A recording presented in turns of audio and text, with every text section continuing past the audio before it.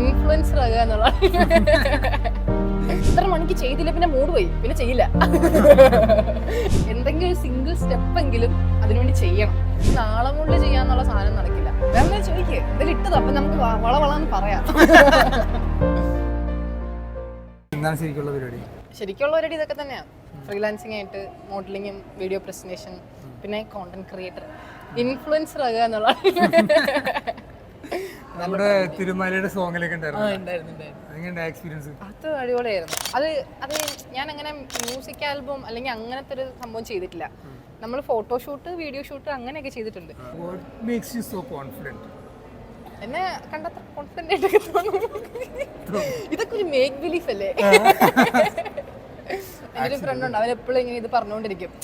ഞാനിത് കോൺഫിഡൻസിനെ പറ്റി ഞാൻ പോയിട്ട് നമ്മൾ പ്രോഗ്രാമിലൊക്കെ തലേന്നൊക്കെ നമ്മൾ കോൺഫിഡൻസിന് വേണ്ടി ഫ്രണ്ട്സിനെ വിളിച്ചിട്ട് ഇങ്ങനെ പറഞ്ഞില്ല അങ്ങനെ ശരിയാത്തില്ല. അപ്പൊ ഇവർ പറയുന്ന ഡയലോഗ് ഇതാണ്, ഇതൊക്കെ ഒരു മേക്ക് ബിലീഫ് അല്ലേ, ഇതൊക്കെ ഉണ്ടെന്ന് കാണിച്ചാൽ മതി.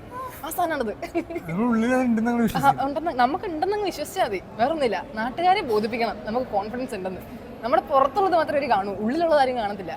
അങ്ങനെ സംഭവം. ഞാൻ പുറത്ത് കാണിച്ച അത് ശരിയല്ലല്ലോ അല്ലേ? ശരിയല്ല എന്നല്ല, നമ്മള് എന്താണെന്നുള്ളത് നാട്ടുകാർക്ക് കാണണ്ട. സത്യത്തിൽ അവർക്ക് വേണ്ടതാ നമ്മൾ കാണിക്കണ്ടേ. അങ്ങനത്തെ ഒരു സാധനമാണല്ലോ. പിന്നെ എന്റെ ഫീൽഡ് അതാണല്ലോ. അങ്ങനെയാണ് നമുക്ക് അതിലേക്ക് എത്താൻ പറ്റുള്ളൂ.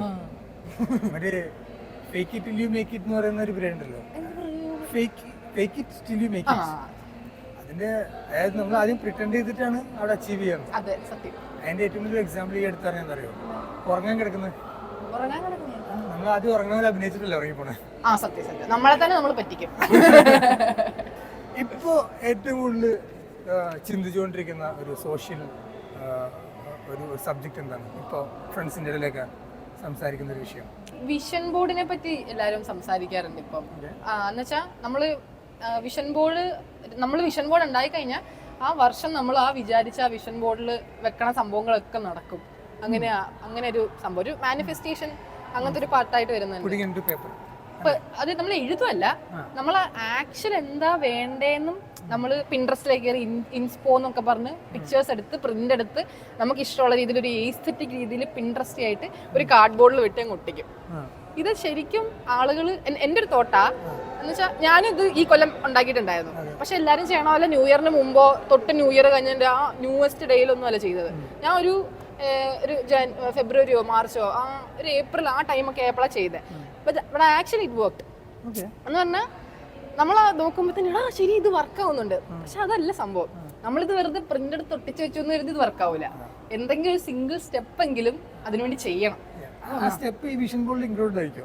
വിഷൻ ബോർഡിൽ നമ്മുടെ ഡ്രീമും നമ്മുടെ ഗോളും മാത്രമേ കാണത്തുള്ളൂ. ആ ഗോളിൽ എത്താനുള്ള സാധനം വിഷൻ ബോർഡിൽ ഉണ്ടാവില്ല. കാരണം ഗോളും അതെന്ന് വെച്ചാൽ എനിക്കത് അച്ചീവ് ചെയ്യണം എന്നേ ഉള്ളൂ. പക്ഷെ അത് എങ്ങനെ അച്ചീവ് ചെയ്യും എന്നുള്ളത് അത് നമ്മൾ എടുക്കുന്ന സ്റ്റെപ്പും പിന്നെ എല്ലാ യൂണിവേഴ്സിന്റെ കയ്യിലാണ്. എന്നെ സംബന്ധിച്ച് വിഷൻ ബോർഡ് എന്ന് പറഞ്ഞാൽ മാനിഫെസ്റ്റേഷൻ എന്ന് മാത്രമല്ല, അതൊരു പ്ലാനറാണ്.